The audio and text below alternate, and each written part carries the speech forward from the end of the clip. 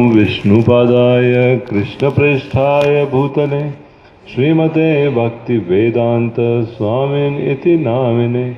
नमस्ते सारस्वते देवे गौरवाणी प्रचारिणे निर्विशेष शून्यवादी पाश्चात्यदेशतारिणे। नमो महावदन्याय कृष्ण प्रेम प्रदायते कृष्णाय कृष्ण चैतन्य नामिने गौरतुषे नमः। हे कृष्ण करुणा सिंधु दीनबंधु जगतपते गोपेश गोपिका कांत राधा कांत नमोस्तुते। तप्त कांचन गौरांगी राधे वृंदावनेश्वरी वृषभानुसुते देवी प्रणमामि हरिप्रिये। वाञ्छाकल्पतरुभ्यश्च कृपा सिन्धुभ्य एव च पतितानां पावनेभ्यो वैष्णवेभ्यो नमो नमः। जय श्री कृष्ण चैतन्य प्रभु नित्यानंद श्री अद्वैत गदाधर श्रीवासादि गौर भक्तवृंद। हरे कृष्णा कृष्णा कृष्णा हरे हरे हरे राम राम राम हरे हरे। मूकं करोति वाचालं पंगुं लंघायते गिरिं यत्कृपात्तमहं वन्दे श्रीगुरुदीनतारिणं परमानन्दमाधवं श्रीचैतन्य ईश्वरम्। हरे कृष्ण। आज ये पहला सत्र है आपका जो कार्यक्रम है उसका। प्रभु जी ने मुझे टॉपिक दिया सर्वेंट लीडरशिप के ऊपर। मेरा दोनों में ही प्रॉब्लम है सर्विस में भी प्रॉब्लम है, लीडरशिप में भी प्रॉब्लम है। लेकिन हम लोग जब किसी बारे में चर्चा करते हैं, किसी विषय वस्तु के बारे में, तो उससे हमको सीखने का अवसर मिलता है। तो उसी भावना में हम लोग इस शीर्षक के ऊपर, टॉपिक के ऊपर चर्चा करने का प्रयास करेंगे। How to be a servant leader, qualities of a servant leader. 4 qualities ही देखेंगे, याद करना आसान रहेगा, ABCD। लेकिन उससे पहले थोड़ा सा हमारा जो परंपरा का मनोभाव है वो देखें। आध्यात्मिक जीवन में हमारी एक ही पहचान है, एक ही आधार कार्ड है। मेरा आधार मेरी पहचान। तो ऐसे सबका आधार कार्ड अलग अलग रहता है, नाम अलग, जन्मतिथि अलग, पिताजी का नाम अलग, एड्रेस अलग। लेकिन आध्यात्मिक तौर पर देखा जाए तो हमारा एक ही आधार है, एक ही पहचान है। जीवेर स्वरूप होए कृष्णेर नित्यदास। हम सभी कृष्ण के नित्यदास हैं। अब दास होने के बाद किस भाव में क्या सेवा करते हैं ये डिटेल है, ये विवरण है, लेकिन हमारी पहचान एक ही है, कृष्ण के नित्य हम दास हैं। तो हमारे सारे जो आचार्यगण हैं, सारे शास्त्रों के माध्यम से, सारी शिक्षाओं के माध्यम से यही तत्व हमको सिखाते हैं। आध्यात्मिक जीवन में हालांकि बहुत विस्तार है, हाँ, एक जीवन में सब पढ़ भी नहीं पाएंगे, समझ भी नहीं पाएंगे, लेकिन फिर भी अगर उसका सार देखा जाए तो बहुत सरल है। जीव कृष्ण दास ए विश्वास कर ले तो और दुख नहीं। भक्तिवंत ठाकुर केवल एक गीत के एक लाइन में बता देते हैं कि जीव कृष्ण दास ए विश्वास, इतना अगर विश्वास कर लिया तो और कुछ दुख नहीं। बीमारी अनेक, दवाई एक बहुत है, दुख बहुत है जीवन, आदि बहुत है, आदि दैव एक, जन्म मृत्यु जरा व्याधि। लेकिन एक विश्वास कर लिया कि हम कृष्ण के दास हैं, कृष्ण की सेवा करना हमारा कर्तव्य है, तो सब अपनी स्थिति में ठीक हो जाता है। तो इसलिए हमारे आचार्यगण बताते हैं कि हम किसी भी स्थिति में सेवा करें, झाड़ू लगाने से लेकर के एक पूरे भूमंडल का सम्राट बनने तक, या ब्रह्मा जी के लोक को छोड़कर 13 ग्रहों का स्वामी बनने तक, स्थिति एक ही रहती है भक्त की। केवल सेवक के रूप में वो सेवा करता है।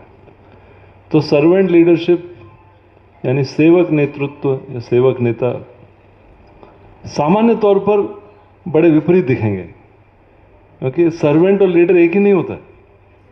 एक बार श्यामानंद प्रभु कथा बता रहे थे यात्रा में कि इंटरव्यू हो रहा था बच्चों का एडमिशन के लिए। माता पिता आते हैं और प्रिंसिपल पूछता है आपका बच्चा कैसा है, लीडर टाइप है कि फॉलोअर टाइप है? तो वो ना लीडर टाइप है मेरा बच्चा। चलता रहा ऐसा। एक बार फिर दाम्पत्य आया, एक पति पत्नी बच्चा, कैसा है?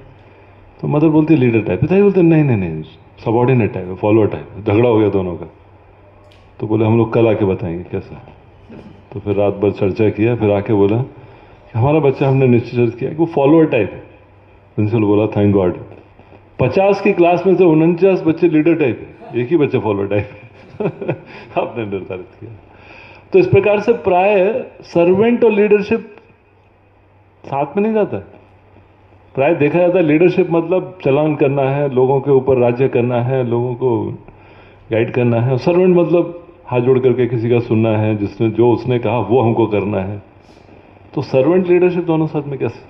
ऐसा लगता है ना, विरोधाभास जैसे लगता है ना, विपरीत अवस्था ऐसी लगती है ना। आप बाहर की दुनिया में जाएंगे तो बोलेंगे हम सर्वेंट लीडर, तो बोलेगा ये क्या होता है? इधर यू आर सर्वेंट और you are leader, how can be both? दोनों कैसे हो सकते हैं? सेवक भी है, नेता भी है। लेकिन ये आध्यात्मिक जगत में संभव है, आध्यात्मिक चेतना में ये संभव है। और यही हमारी वास्तविक आध्यात्मिक स्थिति है।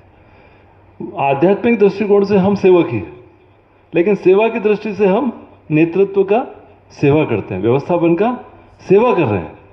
हम व्यवस्थापक नहीं बन गए, हम नेता नहीं बन गए, हम सेवक ही रहे, लेकिन सेवा के रूप में क्या कर रहे हैं? नेतृत्व कर रहे हैं, व्यवस्थापन कर रहे हैं, मार्गदर्शन कर रहे हैं। इतना तक कि गुरु जो होते हैं, जिनको स्पिरिचुअल मास्टर बोलते हैं, आध्यात्मिक गुरु, वो उनकी चेतना भी क्या रहती है कि हम सारे शिष्यों के सेवक हैं। सेवा के रूप में हमें उनको आदेश देना है, निर्देश देना है, मार्गदर्शन करना है। प्रभुपाद जी जो इतने बड़े आचार्य हैं, अपने शिष्यों को कैसे देखते थे? पता है आपको प्रभुपाद जी कैसे देखते थे अपने शिष्यों को? जब श्रील भक्ति सिद्धांत सरस्वती महाराज की व्यास पूजा होती थी, तो प्रभुपाद जी अपने शिष्यों को अर्पण करते थे, अपने गुरु को, और शिष्यों को कहते थे कि आप सब मेरे गुरु के प्रतिनिधि हैं। ऐसा नहीं कह रहे आप मेरे सेवक हैं, मैं master servant, I am spiritual master, you are servant. ऐसा नहीं सोचते। क्या सोचते हैं? कि आप मेरे गुरु के प्रतिनिधि हैं, representative of my spiritual master, और मेरा जो कार्य है वो क्या है? आपकी सेवा करना है। सेवा कैसे करना है? आपको मार्गदर्शन करना है, आपको ज्ञान देना है, आदेश देना है, कभी कभी डांटना है। हाँ, जैसे माता पिता कभी कभी बच्चों को डांटते हैं ना, तो डांटना भी सेवा का भाग होता है। कभी कभी डांटना पड़ता है, कभी कभी तो पिटाई भी करनी पड़ती है बच्चे की सुधारने के लिए। आप सब लोग ग्रस्त हैं तो आपको पता है। लेकिन वो सेवा के रूप में की जाती है, उस ईर्ष्या से नहीं की जाती है।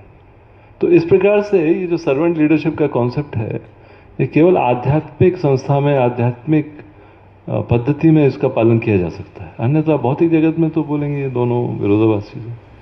क्यों? क्योंकि आध्यात्मिक तौर से, चेतना के तौर से हमारी एक ही चेतना है, वो है सेवक की चेतना। ये मेरा स्वरूप है कृष्ण नित्य दास।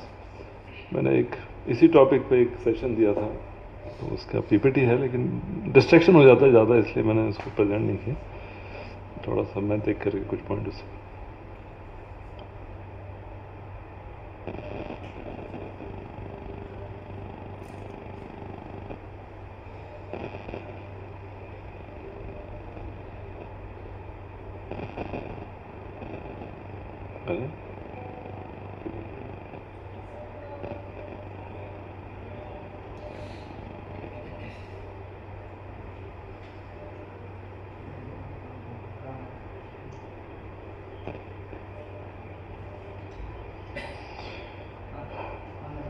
तो एक जो सेवक नेता है, सेवक नेतृत्व करने वाला है, इसका अर्थ है कि वो सेवा जो करता है, नेतृत्व की सेवा करता है एक सेवक के भाव में। सेवा नेतृत्व की है, लेकिन भाव सेवक का है।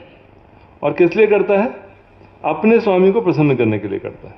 क्योंकि सेवक का अर्थ ही होता है कि उसका स्वामी है और उसके बाद सेवा है। अगर स्वामी नहीं है या सेवा नहीं है तो फिर सेवक किस बात का है? सेवक का अर्थ ही क्या होता है?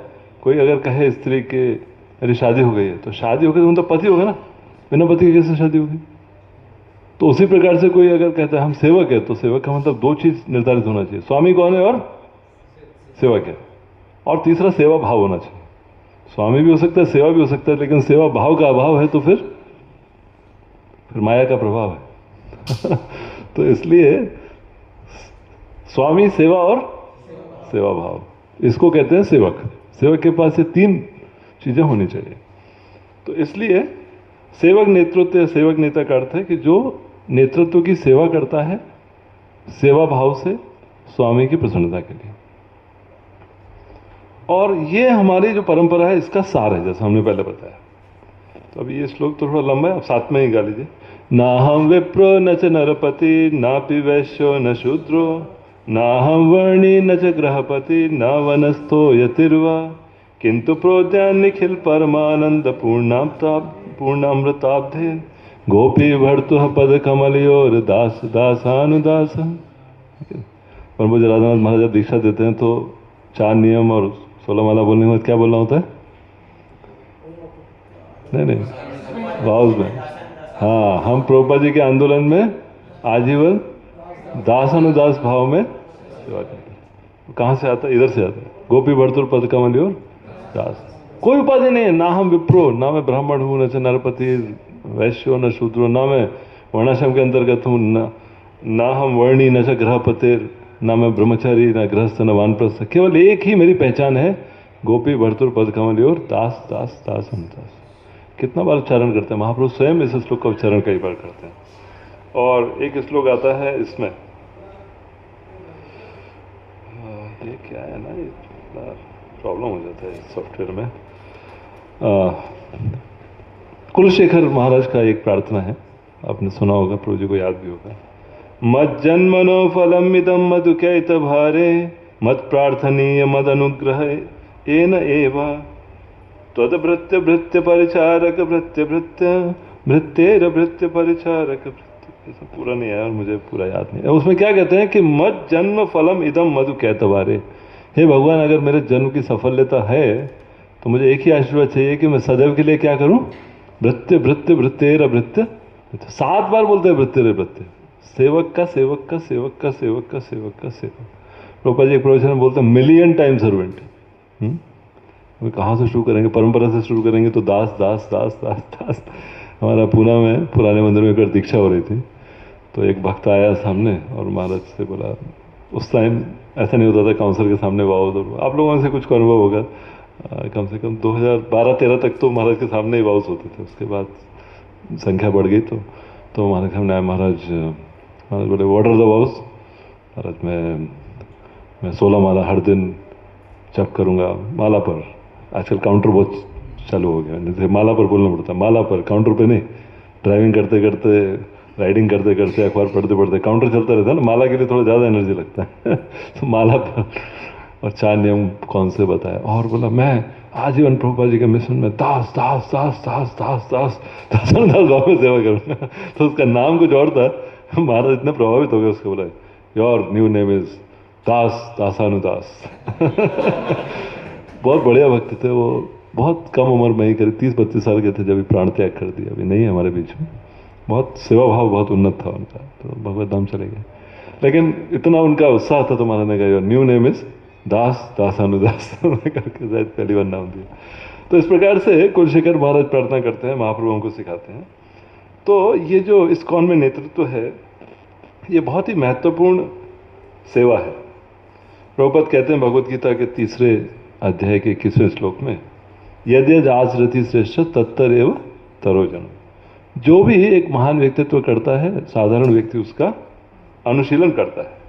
इसलिए जो महान व्यक्ति जैसा स्टैंडर्ड सेट कर देते हैं, जिस चीज़ की एडवर्टाइजमेंट कर देते हैं, वही चीज़ जनता पालन करती है। कोल्ड ड्रिंक हीरो पिएगा तो जनता भी कोल्ड ड्रिंक पिएगी। थोड़ा दाढ़ी इधर रखेगा तो वो भी थोड़ा दाढ़ी रखेगी। बैग को ऐसे डालेगा तो बैग को ऐसे डालेगा।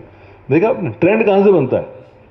हीरो हीरोइन जो करते हैं उससे ट्रेंड बनता है ना। उनके इधर टैटू आ गया तो सबके इधर टैटू आ जाता है।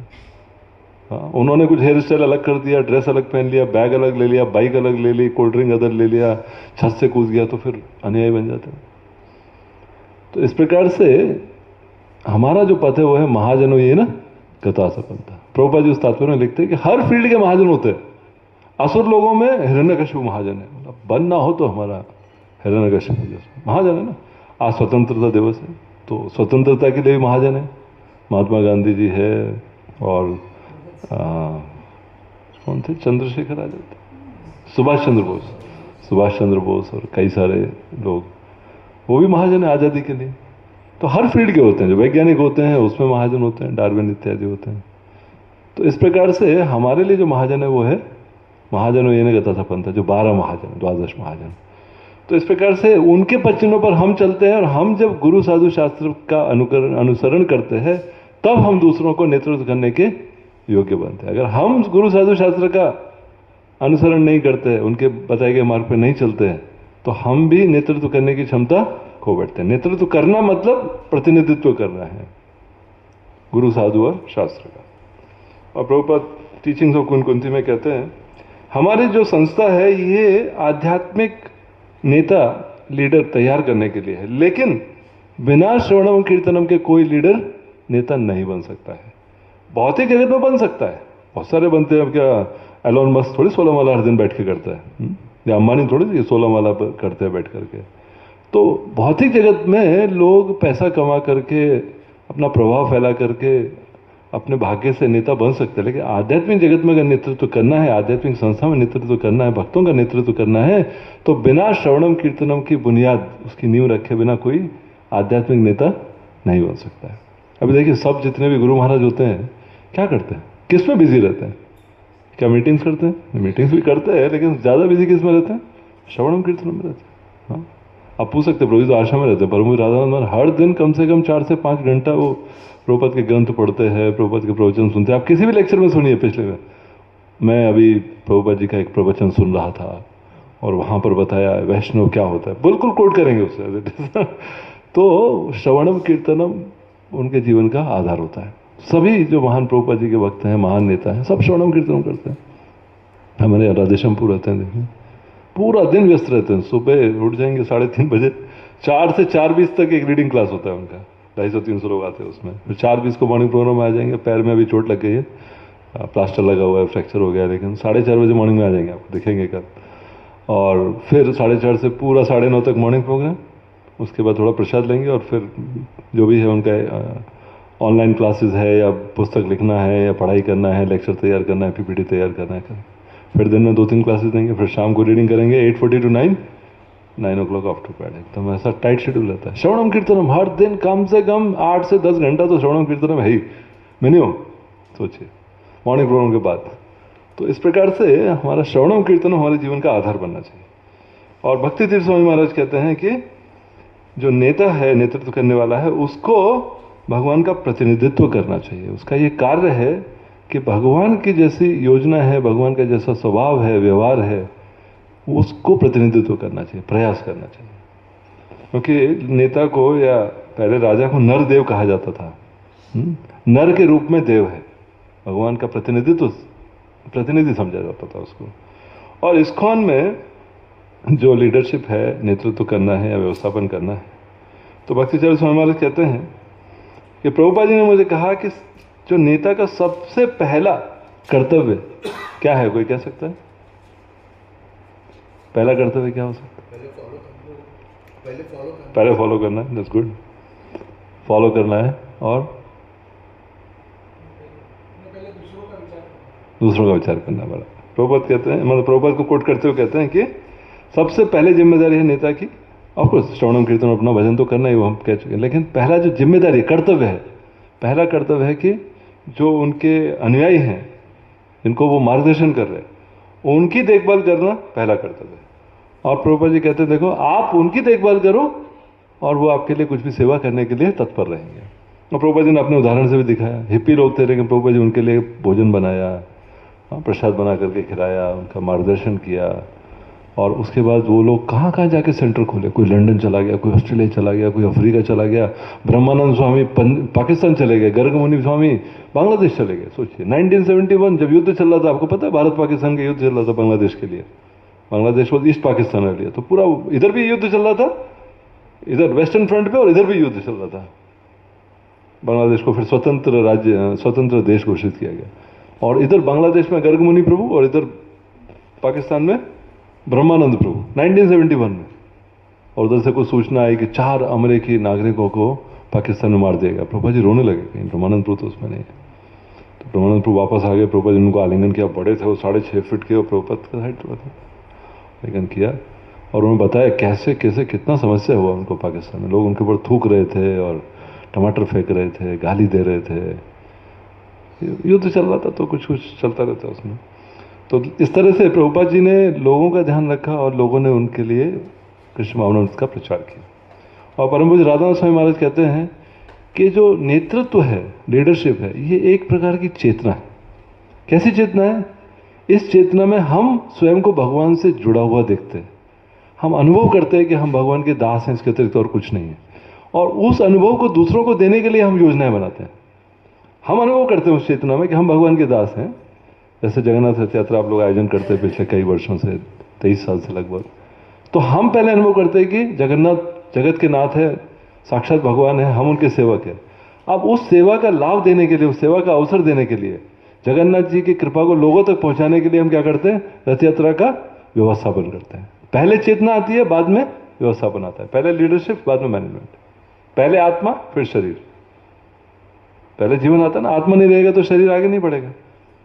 तो उस प्रकार से ये जो चेतना है कि हम भगवान के सेवक हैं, भगवान से हम जुड़े हुए हैं, ये पहले चेतना है। इसके ऊपर व्यवस्थापन रूपी शरीर का विकास होता है। फिर बड़े बड़े फेस्टिवल, जन्माष्टमी, रथ यात्रा, पंडाल प्रोग्राम, सब कुछ रहता है। लेकिन मुख्य क्या है? चेतना। तो ऐसा कहते हैं।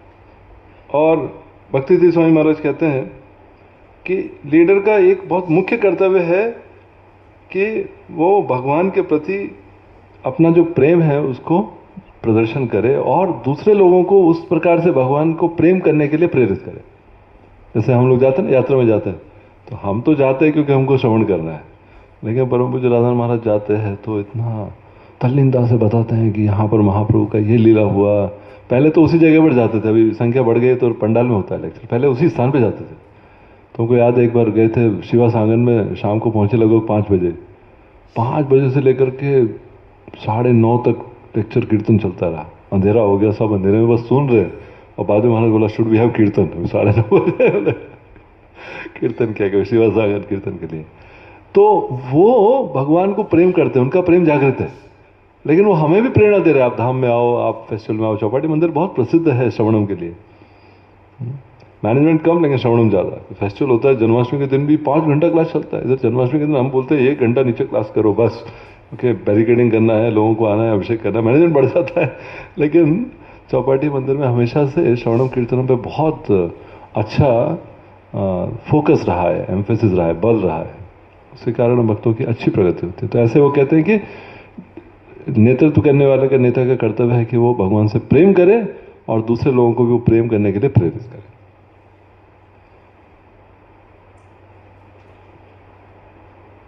तो इस प्रकार से जो सर्वेंट लीडर है उसका हमने जैसे बताया, उसका स्वामी होता है और वो स्वामी की प्रसन्नता के लिए कार्य करता है और उसकी फिक्स सेवा रहती है, सेवा भाव से सेवा करता है। और लीडर मतलब अपने उदाहरण से वो लीड करता है। नेतृत्व कैसे करता है? केवल बोल करके नहीं। हाँ, भगवान क्या बोले? यद यद आचरति श्रेष्ठस, यद यद प्रचारति बोले क्या? जैसा जैसा व्यक्ति प्रचार करता है वैसा वैसा पालन करना नहीं। अगर प्रचार करेंगे और आचार नहीं होगा तो इसका प्रभाव नहीं होगा। एक सेंट फ्रांसिस करके एक बड़े संत हैं क्रिश्चियन ट्रेडिशन में, तो बहुत बड़े प्रचारक हुए। उन्होंने पूरा क्रिश्चियनिटी का जीर्णोद्धार किया, पुनर्जीवन किया। तो वो कहा करते थे कि one should preach 24 hours a day. एक व्यक्ति को 24 घंटे प्रचार करना चाहिए और अगर आवश्यकता हो तो कभी कभी बोलना भी चाहिए। मुझे भक्ति रसामी महाराज बहुत बल दे करके बताते हैं। क्या कहते हैं? एक व्यक्ति को 24 घंटे प्रचार करना चाहिए और आवश्यकता हो तो थोड़ा बोल भी लेना चाहिए। लेकिन इस्कॉन में हमको लगता है कि माइक जिसके पास है वही प्रचार कर सकता है। नहीं, माइक से ज्यादा प्रचार हमारे आचार से होता है, उदाहरण से होता है। इसलिए भगवान ने नहीं कहा यद्यत प्रचारति श्रेष्ठ, नहीं, यद्यत आचरति श्रेष्ठ। जैसा वो आचरण करेंगे वैसा करेंगे। और अंग्रेजी में कहावत है कि your action speak so loud that I am not able to hear what you say. आपका जो कार्य है, आपका जो व्यवहार है, जो आचरण है, वो इतना जोर से आवाज कर रहा है, इतना जोर से बोल रहा है कि आप जो बोल रहे हो मुझे सुनाई भी नहीं दे रहा है।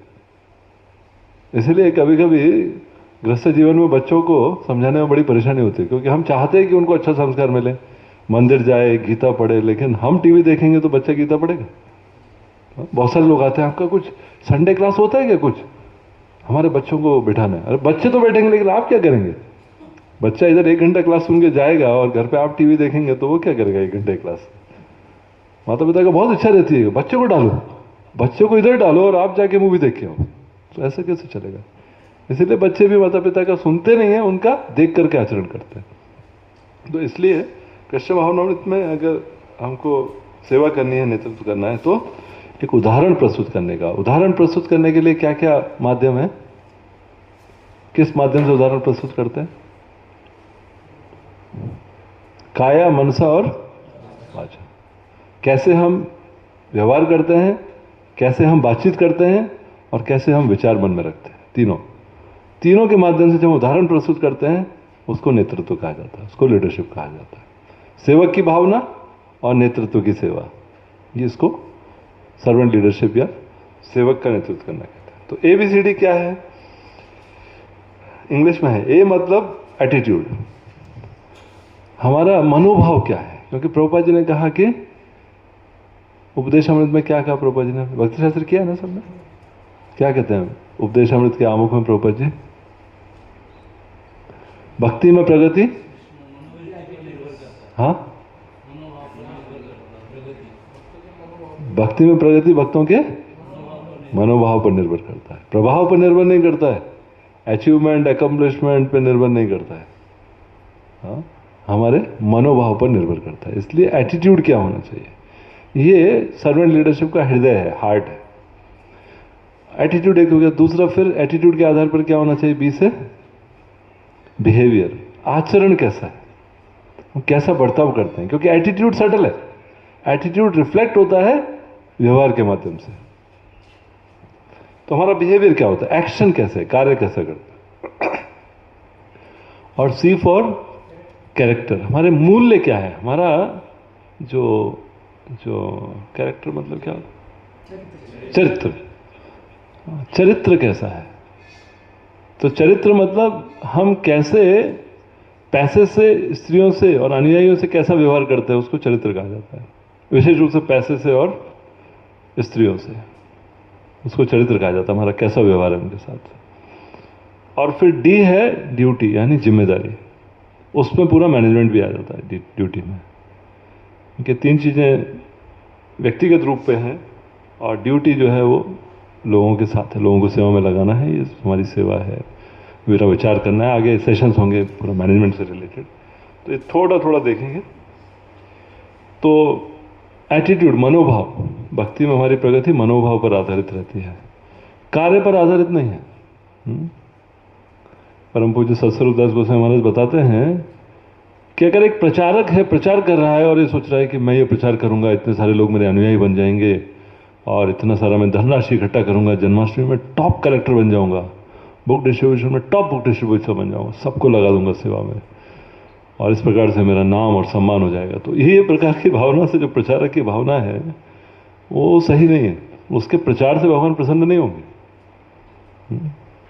लेकिन अगर कोई पुजारी भी है और वो सेवा कर रहा है इस भावना से कि भगवान तो सर्व सौंदर्यमान है, सर्व ऐश्वर्यपूर्ण है, लेकिन मुझे उनकी सेवा करने का अवसर मिला है, मैं भगवान का ऐसा श्रृंगार करता हूं कि लोग उनके प्रति आकर्षित हों, उनके सौंदर्य को देखकर उनके प्रति आकर्षित हो पाए और फिर उनसे आकर्षित होकर के उनका नाम कीर्तन करे, उनके बारे में ग्रंथ ले, ऐसा उसका मनोभाव है। भले ऑल्टर पे बैठा हुआ है, चरणामृत बांट रहा है, लेकिन वो ज़्यादा बड़ा प्रचारक है, क्योंकि वो प्रचारक जो प्रतिष्ठा के लिए कार्य कर रहा है, और ये जो पुजारी है ये लोगों के भले के बारे में सोच रहा है, भगवान की कृपा, भगवान की सेवा के बारे में सोच रहा है। तो इस प्रकार से मनोभाव भक्ति में बहुत महत्वपूर्ण है, कार्य का महत्व उतना ज़्यादा नहीं है। देखिए अर्जुन क्या कर रहा था, अर्जुन क्या कर रहा था, नवविधा भक्ति में से कौन सी भक्ति में आता है? लोगों का मर्डर करना, एकदम सिर काट दो, गला काट दो, हाथ काट दो। किया कि नहीं किया? जिस दिन अभिमन्यु का वध हुआ तो अर्जुन ने क्या संकल्प लिया? महाभारत देखा ना, यदा यदा ही धर्मस्य, क्या संकल्प लिया? अगले दिन सूर्यास्त से पहले या तो जयद्रथ का वध कर दूंगा, नहीं तो मैं अग्नि में प्रवेश कर दूंगा। तो अगले दिन जब निकला, सूर्य निकला, तो अर्जुन जब रथ पर सवार हुआ तो लोगों को ऐसा लगा कि आज अर्जुन नहीं है इधर, आज काल का साक्षात स्वरूप सामने प्रकट हो गया है, आज यमराज अपना यमदंड लेकर के सामने प्रकट हो गया, आज अर्जुन नहीं है सामने। पता है आपको कितना सेनाओं का वध किया उसने उस दिन में? 2 अक्षौणी सेना का, 2 अक्षौणी सेना को उद्धार कर दिया। कौन सी भक्ति है? हम लोग तो कहते हैं 64 वाला करना है, 192 राउंड करना है, उसका तो काउंटर ऐसे चलता था, ये गया 108 गए, काउंटर नीचे। भक्ति कौन सी भक्ति है? लेकिन वो भी शुद्ध भक्ति है। क्यों? क्योंकि कार्य कौन सा है? आदेश अनुसार दिया गया कार्य, भगवान के आदेश का पालन कर रहा है। भगवान ने आदेश दिया कि तुम युद्ध करो, अर्जुन तो युद्ध छोड़ करके जा रहा था, तो इसलिए युद्ध में लोगों का वध कर रहा है, लेकिन वो वध करने से भी लोगों का उद्धार हो रहा है, और वो भी उसकी भक्ति को बढ़ा रहा है। हमें से कोई सोच सकता है? सोचना भी नहीं चाहिए अभी। इस युग के लिए नहीं है, हमारे लिए नहीं है। ऑफकोर्स कोई मिलिट्री में है तो बात अलग है, आप में से कुछ लोग शायद नेवल डॉक में है, लेकिन अगर नेवी में है तो बात अलग है। तो भक्ति है वो। हाँ, जितना जो प्रगति बाकी लोग माला करके करते हैं, उतना प्रगति अर्जुन कर रहा था युद्ध में, लोगों को परास्त करके। तो ये मनोभाव वाली बात है। मन में कैसे हम भगवान को प्रसन्न करना चाहते हैं, मन में भगवान की प्रसन्नता के लिए कार्य कर रहे हैं, भगवान प्रसन्न नहीं भी हुए तो भक्ति है। और मन में भगवान की प्रसन्नता का भाव नहीं है और बाई चांस भगवान प्रसन्न भी हो गए, भक्ति नहीं है।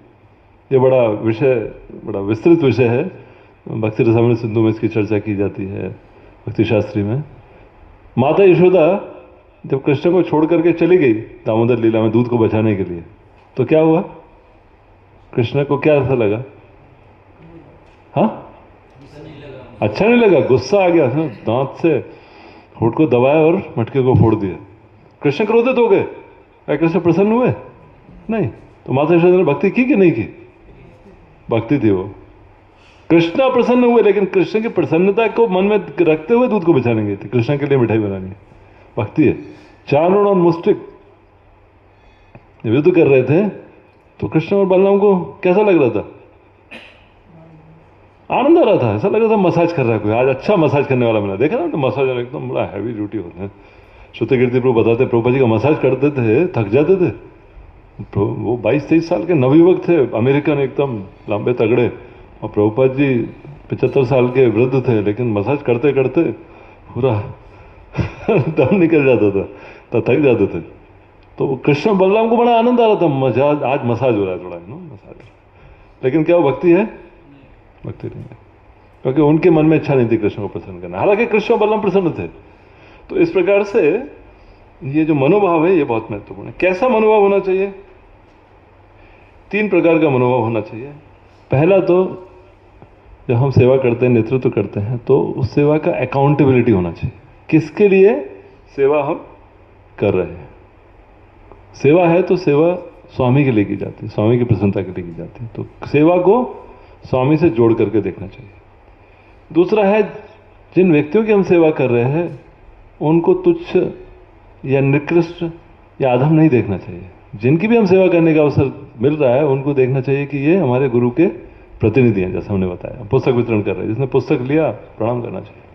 सेवा का अवसर दिया ना, गुरु जी ने आदेश दिया है, प्रभुपाद जी ने क्या बोला है? If you want to please me distribute my books. तो जब कोई बुक लेगा नहीं तो हम सेवा कैसे कर पाएंगे? तो कोई पुस्तक ले रहा है, इसका मतलब प्रभुपाद के आदेश को पूरा करने के लिए हमको अवसर दे रहे हैं। इसलिए हर एक व्यक्ति जिसकी हम सेवा करते हैं उसको गुरु के प्रतिनिधि के रूप में देखना चाहिए। और तीसरा, हमको स्वयं को केवल एक उपकरण के रूप में, इंस्ट्रूमेंट के रूप में देखना चाहिए। निमित्त मात्रे ना भव सव्यसाची। ये नहीं देखना मैं करता हूं, मैंने पुस्तक वितरण किया, मैंने फंड कलेक्शन किया, मैंने सेवा ऑर्गेनाइज किया। नहीं, हम माध्यम बने, उपकरण बने। पूरा टीम का श्रेय है। हम उसका एक पार्टी किए ना, पूरा टीम नहीं रहेगा तो कोई कुछ कर सकता है। अब जन्माष्टमी का देखा आपने, पंडाल लग रहा है, कितने लोग इन्वॉल्व हैं। वो पंडाल का कॉन्ट्रैक्टर है, उसका सुपरवाइजर है, उसके नीचे लेबर है ना, फिर मटेरियल है, सब कर रहे हैं ना। लेकिन पंडाल इंचार्ज हम हैं, हमने पंडाल लगा, हम तो एक बैम्बू भी नहीं टच किए, लेकिन पंडाल लग गया। तो श्रेय नहीं लेना चाहिए, हमको उपकरण देखना चाहिए। हम छोटा सा माध्यम बनते हैं। तो ये मनोभाव में ये 3 चीजें होना चाहिए। अकाउंटेबिलिटी होना चाहिए, और सबको गुरु के प्रतिनिधि के रूप में देखना चाहिए, और स्वयं को एक उपकरण के रूप में देखना चाहिए। ये सर्वेंट लीडरशिप का सही एटीट्यूड है। A for attitude. 3 चीज। बिहेवियर, जो हमारा जो आचरण है या व्यवहार है, उसका जो नींव है, नींव में क्या होना चाहिए?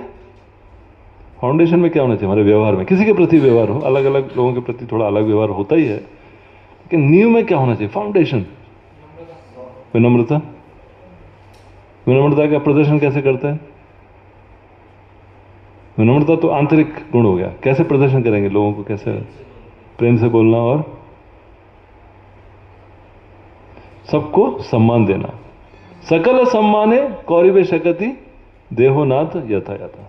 भक्तिविनोद ठाकुर एक गीत में लिखते हैं कि मुझे सबका सम्मान करने की शक्ति दीजिए, क्योंकि शक्ति लगती है, क्योंकि हमारा मन बोलता है ये क्या, ये नालायक है, ये तो गलत आदत से पड़ा हुआ है, तो सुधरता ही नहीं है। भक्तों के बीच में भी देखते हैं, इसका तिलक ठीक नहीं है, इसका माला ठीक नहीं है, इसका बिड़वे गंदा है, इसका धोती गंदा है, तो देखते हैं ये ठीक से नहीं आता है, जब में सोता है, टाइम पे नहीं आता है, सर सबका सम्मान नहीं करते हैं। तो भक्तिविनोद ठाकुर कहते सकले सम्माने कौरिबे शकति, उसकी शक्ति दीजिए मुझे, मेरे से नहीं होगा, आपकी शक्ति से हो पाएगा। देहोनाथ यथा यथा, सबका यथाउचित। ऐसा नहीं कि विजिटर का सम्मान होता है तो हम लोग माला डालते हैं, दंडवत करते हैं, वो परेशान हो जाएगा। उसका भी सम्मान करना चाहिए कि आप मंदिर में आए, मूवी नहीं गए, मंदिर में आए, ये बड़ी चीज़ है। लेकिन जब सन्यासी आते हैं, गुरु वर्ग के लोग आते हैं, तो उनका कीर्तन करते हैं, हार डालते हैं, दर्शन के लिए लेकर के जाते हैं, तो सबका सम्मान सबका करना चाहिए, लेकिन देहोनाथ यथा यथा, यथा उचित, जैसा जिसका अधिकार है वैसा हमको उसका सम्मान करना चाहिए। तो इस प्रकार से हमारे व्यवहार में सम्मान, आदर, सम्मान, इसका नियम होना चाहिए सबके प्रति। और हमारा व्यवहार कैसा होना चाहिए जिससे लोगों को प्रेरणा मिल सके? उसमें 4 चीजें। पहला तो हमारी जो साधना है वो, उसको कहते हैं विजिबल साधना। मतलब हम जो भी है, अभी आप लोग गृहस्थ हैं तो हर दिन तो मंदिर नहीं आ सकते, सेंटर वगैरह हो, जो भी हो, लेकिन कुछ दिन निकलना चाहिए, सैटरडे संडे हो या और दिन हो, जब हम सुबह आकर के सबके साथ में साधना कर रहे हैं। लोगों को, नेतृत्व करने वालों को देखना चाहिए। हमारे यहाँ पे कुंज बिहारी में भी एक फिक्स जगह था, अगर राधेश्याम प्रभु हैं पूना में तो वो जगह पे आपको बैठ के जब करते हुए दिखेंगे, और वहाँ नहीं बैठे हुए इसका मतलब पूना में नहीं है। बस 2 ही चीज़ें हैं, तीसरा कोई चीज़ नहीं है, तीसरा कोई चीज़ नहीं है। कुछ भी हेल्थ का कुछ भी हो, एक्सीडेंट हो गया हो, ये हो गया, वो हो गया, वो फिक्स जगह का। ऐसे जब एनवीसीसी खुल गया तो एक पिलर है जिसको राधेश्याम प्रभु पिलर बोलते हैं वो जब से 2013 से खुला है मंदिर, राधेश्याम प्रभु पूरे मंदिर में कहीं दूसरी जगह पे नहीं बैठे, वही पिलर के नीचे बैठे हैं बस। तो वो वहाँ है और उनकी फिक्स जगह है, मंगल आरती में कहाँ खड़े होंगे, गुरु पूजा में कहाँ खड़े होंगे, है तो वही करेंगे। सबको पता रहता है कि अगर राधेश्याम प्रभु मंदिर में है तो मंगल आरती में रहेंगे, गुरु पूजा में रहेंगे, क्लास में रहेंगे। नहीं है इसका मतलब मंदिर में नहीं है। ऐसा नहीं कि रूम से बैठ करके एफएम पे, जूम पे सुन रहे, हम लोग करते हैं थोड़ा, हम लोग थोड़े नालायक बड़े नहीं है इसलिए उनका उदाहरण देते हैं हम लोग थोड़ा प्रयास कर रहे थे कि उनका शुद्धता बहुत है। तो इसी प्रकार से आपने देखा चौपाटी मंदिर में परम पूज्य राधानाथ महाराज का फिक्स जगह है, अगर महाराज हैं तो वहीं बैठ के जब करेंगे। हनुमान जी क्या, गरुड़ जी, गरुड़ उधर है ना, हनुमान है ना इधर, हनुमान जी के नीचे वो सीट है, वहां पे महाराज जी बैठेंगे, प्रभुपाद को देखेंगे। तो इस प्रकार से लीडर का बड़ा कर्तव्य होता है कि जो सुबह का कार्यक्रम है वो बड़ा ऐसे रूप से करे कि लोग उसको देख करके प्रेरणा प्राप्त कर पाए। प्रभुपाद जी का आदेश है, कई बार प्रभुपाद जी ने पत्रों में लिखा है कि मॉर्निंग प्रोग्राम हर एक भक्त के लिए, केवल ब्रह्मचारी लोगों के लिए नहीं है, रस लोगों के लिए भी है, घर में करना चाहिए। घर में अगर आप मॉर्निंग प्रोग्राम करेंगे, बच्चे देखेंगे, धीरे धीरे इंस्पायर होंगे। लेकिन देखेंगे कि घर में तो हम 7 बजे सोते हैं और फेस्टिवल के दिन 4 बजे उठ के मंदिर चले जाते हैं, तो उससे अच्छा उदाहरण प्रस्तुत नहीं होता है। स्टैंडर्ड सेट करना चाहिए, 5 बजे हो, 5:30 बजे हो, 6 बजे हो, जब भी हो, जैसा हमारा जीवन शैली हो, लेकिन बहुत सुदृढ़ सुबह का कार्यक्रम होना चाहिए। बिकॉज बिना मॉर्निंग प्रोग्राम के भक्ति में प्रगति कर पाना बहुत मुश्किल है। दूसरा है कि हमको जो तुच्छ सेवा है, ऐसे हालांकि सेवा कोई तुच्छ नहीं होती है, सेवा का मतलब है कि भगवान की प्रेममयी सेवा तुच्छ नहीं होती है, लेकिन फिर भी जो एक व्यवहारिक रूप से कहते हैं कि छोटी सेवा है, सब्जी कटिंग है, सफाई करना है, बैकअप करना है, बुक डिस्ट्रीब्यूशन है, तो हालांकि सेवा कोई तुच्छ नहीं है, लेकिन फिर भी ऐसी सेवा जो कह सकते हैं जिसका ज़्यादा नाम नहीं होता है, ज़्यादा नाम नहीं मिलता उसके, उसमें बुक डिस्ट्रीब्यूशन तो मिलता है, कलेक्शन मिलता है, लेकिन कौन बैकअप कौन किया सबका नाम नहीं मिलता। इसीलिए पिछली बार चौपाटी मंदिर में एक वीडियो बनाया था, क्या नाम था, सॉल्ट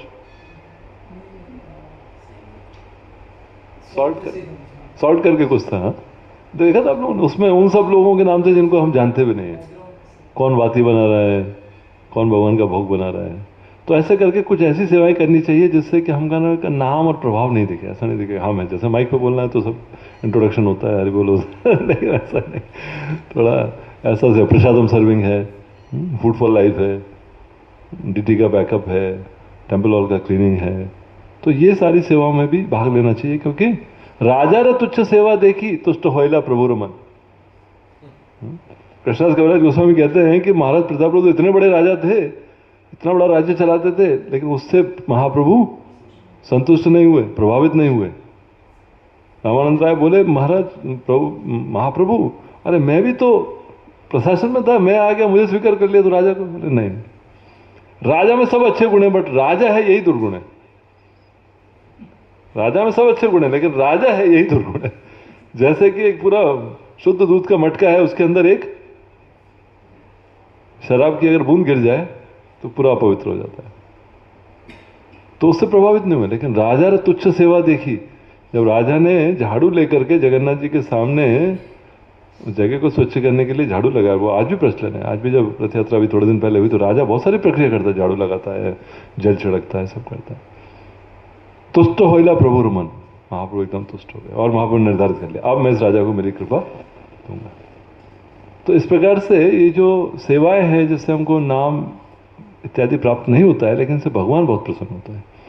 तो इसलिए हमको यथाशक्ति थोड़ा समय निकाल करके इन सेवाओं में थोड़ा ध्यान देना चाहिए। विशेष रूप से पुस्तक वितरण भी, हाँ पुस्तक वितरण में स्कोर आता है, लेकिन सड़क पे जाके पुस्तक वितरण करना आसान काम नहीं है। स्पॉन्सर करना आसान काम है, डोनेशन कलेक्शन आसान है, लेकिन किसी के हाथ में पुस्तक देना कठिन कार्य है। तीसरा है कि हमको हमारे लिए सुविधाओं की मांग नहीं करनी चाहिए। ये नहीं होना चाहिए अरे हम 20 साल पुराने भक्त तो हमको कुर्सी मिलनी चाहिए, कोई और कुर्सी पे कैसे बैठ गया, हमारी कुर्सी पे वो बैठ गया, हम 15 साल से इसी कुर्सी पे इसी जगह पे बैठे रहे। आप कहते ना गौरंग प्रभु चौपाटी मंदिर में प्रभुपाद जी के सामने सोते थे, एकदम प्रभुपाद जी के आसन के सामने सोते थे, उनका फिक्स जगह था। और परम पूज्य राधानाथ महाराज एक बार श्रीधर महाराज आ गए, तो श्रीधर महाराज कोई गेस्ट रूम था नहीं तो महाराज के रूम में सोए, लेकिन श्रीधर महाराज थोड़ा स्नोरिंग करते ना भक्त लोग, तो महाराज का नींद सेंसिटिव है, तो महाराज उठ के आके प्रभुपाद जी के सामने सो। और हम पूरा लेट नाइट आए प्रचार करके, तो पूरा हिलाया है कौन सोए उठो मेरे जगह महाराज उठे, बोले प्रभुपाद उन्होंने पूछा ना गौरव कौन सोया है, राधानाथ स्वामी वो एकदम पूरा आश्चर्यचकित, कोई प्रॉब्लम नहीं। तो ऐसा करके कभी कभी क्या हो जाता है हमारा एक ऐसा हो जाता है कि वो नियम बन जाता है कि ये सेवा इधर हम ही करेंगे, संडे को ये आइटम में इधर हम ही करेंगे, यात्रा हम ही लगाएंगे, चरणामृत हम ही बांटेंगे, या कुर्सी पर हम ही बैठेंगे, ये पोजीशन पे हम बैठेंगे। और कभी कोई दूसरा कुछ बैठ जाए तो बहुत हमको हर्ट हो जाता है, ऐसा लगता है कि तो हमारी इज्जत का सवाल है, ऐसा कैसे हो गया। ऐसा नहीं होना चाहिए, हमको सेवा करने को अपना सौभाग्य मानना चाहिए। और कोई और ज्यादा अच्छा सेवा करने वाला आ जाए तो सेवा तो भगवान की है, उद्देश्य भगवान को प्रसन्न करना है। कोई गाने वाला हमसे अच्छा आ जाए, कोई बजाने वाला हमसे अच्छा आ जाए, कोई लेक्चर देने वाला हमसे अच्छा आ जाए, तो भगवान प्रसन्न होने चाहिए ना। सेवा का उद्देश्य क्या है? सेवा का उद्देश्य नहीं कि हमको कुछ मिलेगा, सेवा का उद्देश्य है कि भगवान प्रसन्न होने चाहिए। तो भगवान की प्रसन्नता के लिए आसक्ति नहीं होना चाहिए उसका। हमको हमारे जितना हमारे पास बल है, क्षमता है, करना चाहिए, लेकिन ये निर्धारित है। इसको एक मूवमेंट है। मूवमेंट का अर्थ क्या होता है? आंदोलन, मूवमेंट, इसमें मूवमेंट होता है, इसीलिए इसको मूवमेंट कहते हैं। हाँ? इसमें मूवमेंट होता है, तो भले ही 5, 10, 15, 20 साल, 25 साल के बाद हो, लेकिन मूवमेंट होगा जरूर। और मूवमेंट होगा तो हम भी मूव करेंगे। हम जो आज कर रहे हैं, कल कोई पहले कोई और कर रहा होगा, कुछ ना कुछ तो सेवा तो चल ही रही थी ना। जब से राधा गोपीनाथ का इंस्टॉलेशन हुआ है, शायद 1984, 84 से 87 से नहीं, 89 लगभग, है ना, याद नहीं, 87 या 89 राधा गोपीनाथ का इंस्टॉलेशन 87। तब से हर दिन हो रहा है, मंगल आरती हर दिन हो रही है, ड्रेसिंग हर दिन हो रही है, मंगल भोग हर दिन बन रहा है, राजभोग आरती हर दिन हो रही है, शयन हर दिन हो रहा है, सेवा चल रही है, सेवक बदलते जा रहे हैं, क्योंकि ये मूवमेंट है। भगवान उनकी सेवा बनी रहेगी, करने वाले बदलते जाएंगे। इसलिए हमको जानना चाहिए कि ये संसार का नियम है। अति आसक्त नहीं होना चाहिए, नाराज नहीं होना चाहिए। कुछ बदलाव हो जाए तो सोचना चाहिए और क्या सेवा कर सकते हैं, श्रवणम कीर्तनम बढ़ाना चाहिए, कुछ ऐसी सेवा करना चाहिए जो और कोई नहीं कर सकता। विभु चैतन्य प्रभु, प्रभुपाद जी के शिष्य, प्रभुपाद जी उनको आदेश दिया आप कृष्ण बलराम के लिए भोग बनाओ। जब से ज्वाइन किया बोले प्रभुपाद जी 16 माला करने का समय नहीं मिलता है। प्रभुपाद जी का 16 माला करने की क्या जरूरत है, तुम्हारे पास सेवा है। ऐसे प्रभुपाद जी का सबके लिए आदेश नहीं है, ऐसा डिस्काउंट नहीं है सबके लिए। 3 टाइम भोग बनाते थे वो, कोई असिस्टेंट नहीं था शुरू में, तो बाद में एक असिस्टेंट मिला। आप सोचिए यहाँ जो 8 माताएं मिलकर के बनाते हैं और बैकअप कभी कभी ब्रह्मचारी को करना पड़ता है, वो अकेले करते थे एक असिस्टेंट के साथ, इतना हैवी था। और कृष्ण बलराम का राजभोग मतलब 20-22 आइटम होते हैं, बहुत हैवी ड्यूटी रहता है। स्वीट मेकिंग, राजभोग, बहुत प्रभुपाद जी का समय नहीं मिलता। कोई दिक्कत नहीं है, तुम सेवा करते करते हरे कृष्ण महामंत्र गाते गाओ, तुम्हारा 16 माला हो जाएगा। ऐसा सेवा किया, जब वृद्ध हो गए असिस्टेंट मिले, फिर भी कुकिंग करते रहे, फिर 3 कुकिंग 4 कुकिंग करते थे, स्वीट मेकिंग 3 कुकिंग, फिर 2-3 किया, 2 किया, एकदम वृद्ध हो गए, माला करना शुरू किया।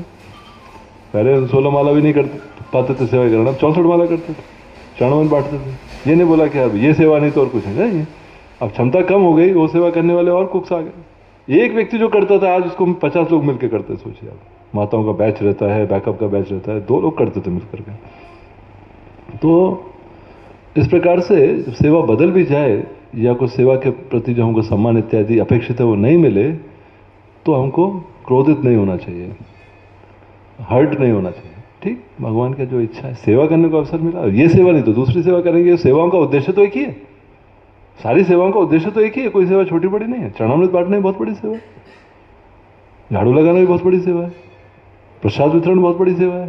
महाप्रभु के आंदोलन में देखिए कौन कौन प्रसाद वितरण करता था। रामानंद राय, हाँ, काशीश्वर पंडित लेकर के आते थे, रामानंद राय और स्वरूप दामोदर गोस्वामी, ललिता विशाखा सखी प्रसाद सर्विंग करते थे। तो इस प्रकार से हमें जब किसी प्रकार से कुछ बदलाव इत्यादि आ जाए तो क्रोधित नहीं होना चाहिए और कुछ अपेक्षा नहीं रखनी चाहिए। सम्मान देना चाहिए सबको, सकल अमान ही ना मान देना, सम्मान सबको देना चाहिए। हमारे अंतर्गत कोई सेवा कर रहा है हमारे, उसको सम्मान देना चाहिए, उसका उत्साह बढ़ाना चाहिए, लेकिन स्वयं को सम्मान की अपेक्षा नहीं करनी चाहिए। यह सिद्धांत, इस प्रकार से हमारा व्यवहार 3 चीजें, मॉर्निंग प्रोग्राम, मिनियल सर्विसेज और किसी प्रकार का सुविधा या क्या कहते हैं, पोजीशन का डिमांड नहीं, सुविधा का डिमांड नहीं, किसी प्रकार के सम्मान की अपेक्षा नहीं। कठिन है लेकिन बोल रहे हैं, मैंने बताया ना, मैं मेरे सीखने के लिए बोल रहा हूँ क्योंकि हम सबकी बीमारी एक जैसी है, तो प्रयास करना चाहिए। तीसरा, कैरेक्टर। कैरेक्टर में 3 चीज़ों का ध्यान देना चाहिए। पहला तो पैसे का जो व्यवहार है ना, एकदम ट्रांसपेरेंट करना चाहिए, कुछ गड़बड़ नहीं, क्योंकि आजकल QR कोड ये वो सब हो गया है, सुविधा बहुत हो गई है, लेकिन फिर भी कभी कभी कोई डोनेशन देता है, अपने अकाउंट में हम ले लेते हैं, फिर मंदिर में जमा करते हैं, रिस्क हो जाता है। कभी मन भटक गया तो किसी ने 2 लाख रुपये डोनेशन दे दिया अकाउंट में, हमने 1 लाख ही जमा किया मंदिर में, क्योंकि 1 लाख की जरूरत थी, तो 1 लाख को हम यूज़ करके बोले अब 2 महीने बाद हम जमा कर देंगे मंदिर में। ये वास्तविक चीज़ें बता रहा हूँ मैं आपको। और बाद में वो लॉस हो गया, पैसा आया नहीं, उसको पता चला मैंने तो 2 लाख दिया था, मेरे नाम से 1 लाख ही गया है। हो गया, प्रभु जी क्या किया? अरे नहीं नहीं, वो चिंता की बात नहीं, मुझे पूरा विश्वास है, पूरा पता है, मैं क्या झूठ बोल रहा हूँ क्या, मैं चोर हूँ क्या, मैं 20 साल से इसको अन्य हूँ। नहीं, वो क्या वो डोनेशन का, नहीं वो हमको आवश्यकता पड़ा, हमने यूज़ कर लिया, अभी थोड़ा आ जाएगा, 1-2 महीने वेट करो, फिर हम जमा कर देंगे। प्रॉब्लम हो जाता है। कोई हेरा फेरी नहीं, भगवान का पैसा भगवान का है, हमारे पास जो है अलग से एकदम ट्रांसपेरेंट डीलिंग चाहिए कोई भी डिपार्टमेंट में, क्योंकि बिना पैसे के कोई मैनेजमेंट होता है? हाँ, मैनेजमेंट मतलब पहला पैसा, पहला बजट से शुरू होता है। हम कोई किसी को सेवा बताते हैं, कुछ करते तो बोलते प्रभु जी बजट पहले बताइए, सेवा तो कर लेंगे, बजट कितना है बजट कितना है, टाइम कितना है, बाकी हम मैनेज कर लेंगे, है कि नहीं। अभी हमारा एक प्रोग्राम होने वाला है आउटपोस्ट मैनेजर्स का, पुणे में हो रहा है अभी। आपका ही असिस्टेंट है ना ब्रजेश कृष्ण प्रभु? हाँ, नहीं वो अलग ऑर्गेनाइज करेंगे, बट आपकी असिस्टेंट है ना? आप भी है ना? आप नहीं, आप CDD। तो आउटपोस्ट मैनेजर्स का, तो मैंने किचन को बोला ऐसे ऐसे 50 भक्त लोग आने वाले हैं, तो प्रसाद चाहिए। तो बोले प्रभु जी बजट कितना है आपका? या तो बजट बता दीजिए, मेनू बता दीजिए, हम बजट बता देंगे। तो मैं बोला बजट तो पता नहीं, अब मेनू मैं बता देता हूँ क्या क्या होना चाहिए, अब बजट बता दो, फिर ट्रांसफ़र कर देंगे। तो बिना लक्ष्मी का कोई मैनेजमेंट नहीं होता। आपने सुना हो ना गौरवपुर का क्लास अभी ब्रह्मोत्सव वाला, लक्ष्मी और सरस्वती का एक साथ नहीं जमता है। कंस्ट्रक्शन करना है तो लक्ष्मी चाहिए, बिना लक्ष्मी की कंस्ट्रक्शन कैसे करेंगे? तो जो है उसी में संतुष्ट रहेंगे। तो इस प्रकार से कोई भी मैनेजमेंट होता है उसमें लक्ष्मी का इन्वॉल्वमेंट होता ही होता है। बिना लक्ष्मी के कोई मैनेजमेंट नहीं होता, व्यवस्थापन नहीं होता है। तो इसलिए भगवान के लिए जो लक्ष्मी है, मंदिर का जो लक्ष्मी है, सेवा का जो लक्ष्मी है, पूरा 10 फीट का बाउंड्री बना करके पूरा अकाउंट अलग, अकाउंट में लेने का ही नहीं, जो है मंदिर के अकाउंट में लो, भले ही थोड़ी समस्या है उसको निकालने के लिए, सेटल करने के लिए, ट्रांसपेरेंट डीलिंग। और 2 आदमी को बता के करो भाई ऐसा ऐसा हुआ है, जो भी इंचार्ज है कुछ है, क्योंकि एक बार अगर फाइनेंशियल डीलिंग में कुछ हो गया, नाम खराब हो जाता है। भले ही बाद में सत्य सामने आता है हमने कुछ नहीं किया हो, लेकिन सदैव बचना चाहिए उससे, क्योंकि टाइम वो चला जाता है, मन खराब हो जाता है, हमारा जो भी लोगों में हमारे प्रति जो सम्मान है, धारणा है, वो चली जाती है। इसलिए बहुत सावधान रहना चाहिए, क्योंकि पैसा जो है बहुत खतरनाक चीज़ है। 16 अवगुण आते हैं पैसे के साथ, धन के साथ 16 माला जैसे 16 अवगुण आते हैं। श्रीमद् भागवतम 11वें स्कंद में इसका वर्णन है। धन के साथ ईर्ष्या आती है, लोभ आता है, मत्सर आता है, और दूसरों के प्रति हीन भावना आ जाती है, काम वासना बढ़ जाती है। नारद मुनि जब नलकुबेर मणिग्रीव को देखते तो कहते हैं कि धन ही इनके मद का कारण है, धन के कारण ये गर्वित हो गए, मदान्ध हो गए। गरीब आदमी को इतना गर्व नहीं होता, लेकिन धनांध हो गए, क्योंकि धन के जो डिपार्टमेंट के हेड है कौन है? कुबेर, उसी के पुत्र है। तो घर में सब सुख सुविधा है। पहले तो लंका भी कुबेर की थी, तो ले लिया रावण ने, तो इसलिए धनांध हो गए।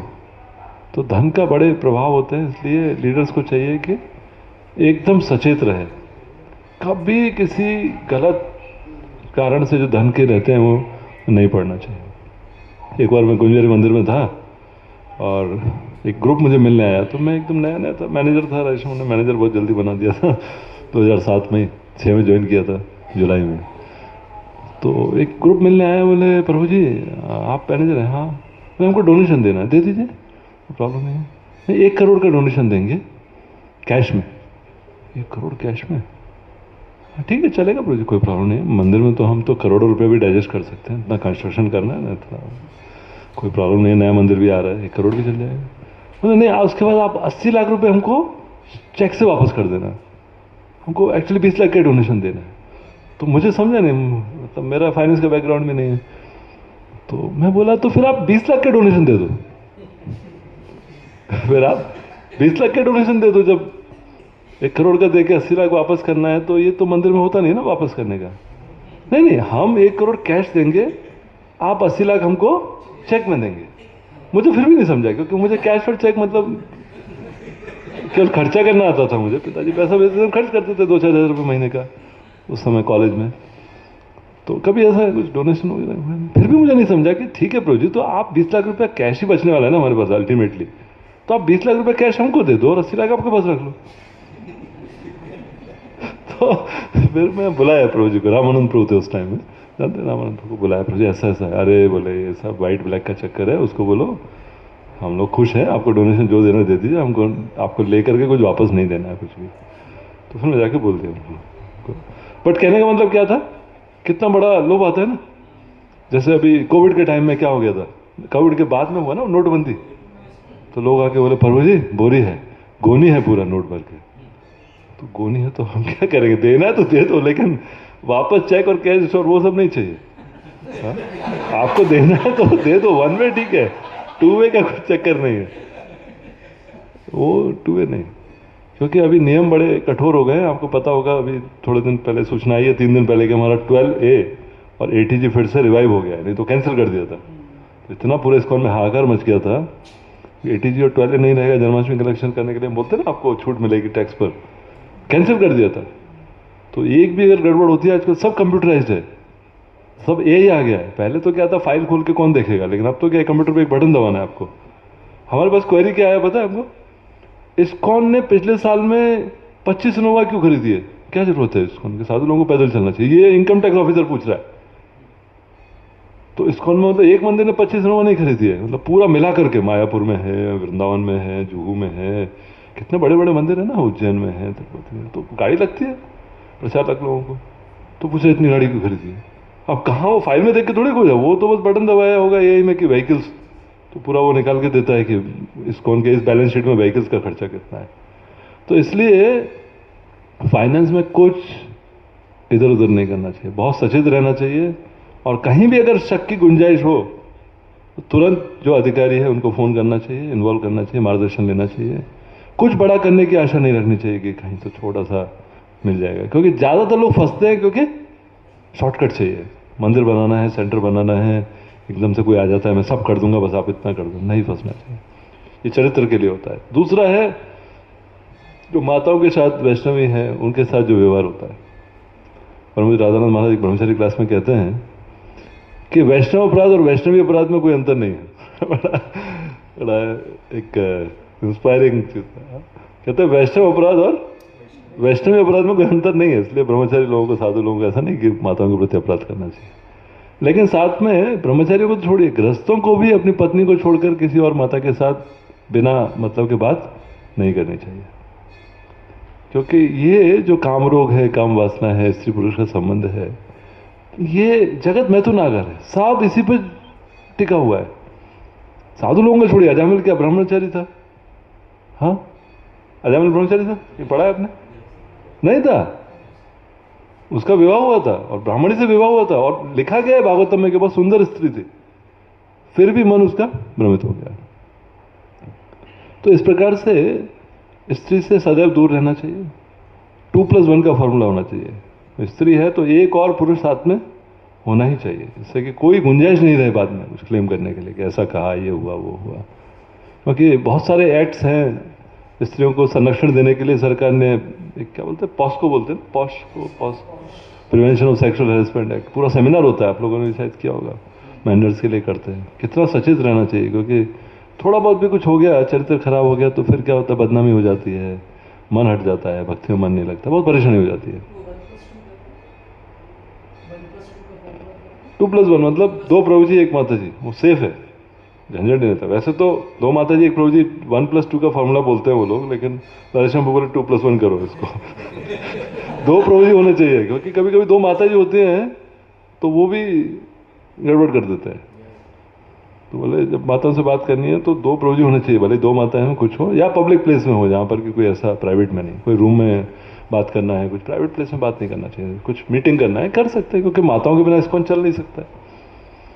इस्कॉन के चलाने में माताओं का बहुत बड़ा योगदान है। कोई भी मंदिर हो, पूरा हार सेवा है और भगवान का भोग बनाने का सेवा है, डेकोरेशन का सेवा है, माताएं करते हैं। और विदेशों में तो माताएं ही मंदिर चला रहे हैं।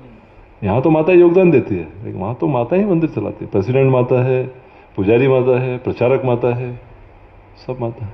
तो इसलिए हम लोग भेदभाव नहीं करते, लेकिन ये मर्यादा को बचा करके रखना चाहिए, सीमा को कभी क्रॉस नहीं करना चाहिए। हमारे ये तो फॉर्मूला रहता है जो वैष्णव ने दिया है, no personal talk, no private talk, no frivolous talk, PPF।